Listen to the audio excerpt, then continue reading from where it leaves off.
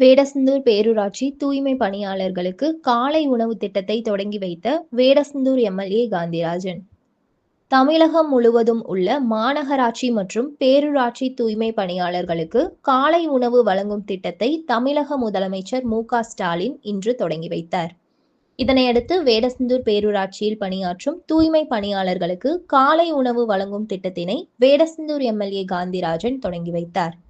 இந்த நிகழ்ச்சியில் பேரூராட்சி தலைவர் மேகலா கார்த்திகேயன், துணைத் தலைவர் சாகுல் ஹமீது, பேரூராட்சி செயல் அலுவலர் மரிய அந்தோணி யூஜின், திமுக வடக்கு ஒன்றிய செயலாளர் கவிதா பார்த்திபன், பேரூர் செயலாளர் கார்த்திகேயன், மாவட்ட இளைஞரணி துணை அமைப்பாளர் ரவிசங்கர், மாவட்ட சிறுபான்மையினர் பிரிவு அமைப்பாளர் காட்டுபாவா ஷேட், துணை அமைப்பாளர் வின்சென்ட், மாநில பொதுக்குழு உறுப்பினர் பூபதி மாரிமுத்து, மாநில தலைமை கழக பேச்சாளர் முருகவேல், மாவட்ட அயலக அணி துணை அமைப்பாளர் மணிமாறன், திமுக நிர்வாகி சிவசாமி, பேரூர் இளைஞரணி அமைப்பாளர் ஜெகநாதன், பேரூர் மாணவர் அணி அமைப்பாளர் வண்டிப்பட்டறை தர்மராஜ், பேரூராட்சி வார்டு கவுன்சிலர்கள், பேரூராட்சி ஊழியர்கள், திமுக நிர்வாகிகள், தூய்மை பணியாளர்கள் என ஏராளமானோர் கலந்து கொண்டனர்.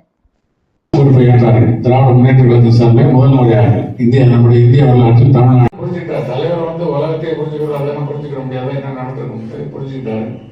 ஆனா அதையெல்லாம் மீறி அன்னைக்கு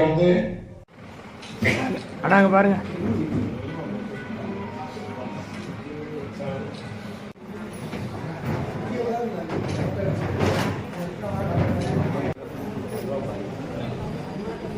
அப்படியே